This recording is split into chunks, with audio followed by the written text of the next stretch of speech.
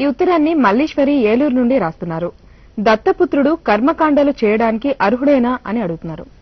కర్మకాండలు చేయడానికి నలుగురినిచ్చాడు భగవంతుడు మనకి.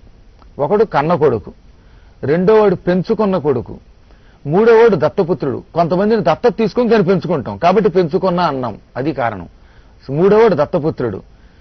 ఈ ఎవ్వరూ లేకపోతే మన వంశంలో మన ఇంటి పేరిటి వాళ్ళకి సంబంధించిన పిల్లలు ఎవరైనా చెయ్యొచ్చు. ఈ నలుగురు కూడా లేరనుకుందాం. అసలు ఒక్కొక్కటి కర్మయోగం వల్ల ఏ బంధువు లేడు, కొడుకు లేడు, పెంచుకున్న కొడుకు లేడు, దత్తపుత్రుడు లేడు, కనీసం వంశంలో కూడా పెట్టడానికి మచ్చుకి ఎవరూ లేకపోతే అప్పుడు ఇంక మనం చచ్చిపోతామనే భయం కలిగినప్పుడు ఓ పురోహితుడికి ముందే డబ్బిచ్చి, అయ్యా నేను చచ్చిపోయిన వార్త ఎప్పుడైనా తెలిస్తే నా బదులు కర్మకాండ చెయ్యండి అని చెప్పొచ్చట. భార్య కూడా చెయ్యొచ్చు. చాలా మంది ఆడవాళ్ళు చేయకూడదని పిడివాదం వేస్తున్నారు. రమ్మనండి గరుడ పురాణం చూపిస్తాను. ఈ మధ్యకాలంలో గరుడ పురాణం అందరికీ వినిపిస్తున్నాం చాలా జాగ్రత్తగా. సర్వకాల సర్వావస్థల్లో చెయ్యొచ్చు. కట్టుకున్న భార్య కూడా కర్మకాండ చేయడానికి అర్హురాలే.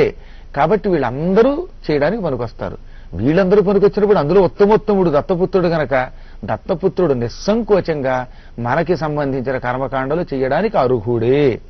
మరి మామగారికి అల్లుడు కర్మకాండలు చేయవచ్చా, లేకుంటే ఒకవేళ చేస్తే ఏటి సూతకం పాటించాలా? చాలా మంచి ప్రశ్న అమ్మా. ఇది నాకే వచ్చింది, ఎవరికో కాదు.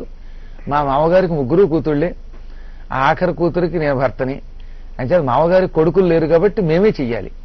అలా చేస్తే ఏటి సూతకం వీళ్ళకు ఉండదు. కానీ కర్మకాండలు చేసిన పూర్తి ఫలితం పెడుతుంది. ఎందుకనంటే జ్యేష్ఠ భ్రాత అంటే ఇంటికి పెద్దన్నగారు, అలాగే కన్న తండ్రి, పిల్లనిచ్చిన మామగారు, మంత్రోపదేశం చేసిన గురువు, ఈ నలుగురు తండ్రితో సమానం. గుర్తుపెట్టుకోండి. మళ్ళీ ఏమిటి, ఇంటికి పెద్దన్నగారు, పిల్లనిచ్చిన మామగారు, పాఠం చెప్పిన గురువు గారు కాదు కానీ మంత్రోపదేశం చేసిన గురువు గారు, కన్న తండ్రి, ఈ నలుగురు కన్న తండ్రులే. కాబట్టి కన్న తండ్రికి ఎలా కర్మకాండ చేస్తున్నామో మన మామగారికి కూడా అలాగే కర్మకాండ చేస్తే ఆయనకి సంపూర్ణంగా అందుతుంది. ఈ తద్దినాలు మాసికాలు పూర్తిగా అల్లుడు పెట్టచ్చు. పెడితే కన్న కొడుకు చేసిన ఫలితం వస్తుంది. కన్న కొడుకు చేసిన ఫలితం వస్తుంది కానీ ఈ అల్లుడికి ఏటి సూతకం మాత్రం ఉండదు. ఆ 12 రోజులు కర్మకాండ చేసేంత వరకు మాత్రమే మైలు ఉంటుంది. తదనంతరం శుద్ధి అయిపోతుంది.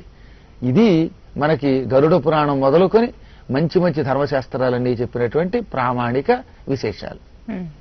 సంతోషమండి. మా ప్రేక్షకులు అడిగిన సందేహాలకు శాస్త్రీయ వివరణ ఇచ్చినందుకు ధన్యవాదాలు. చూశారు కదండి, ఇది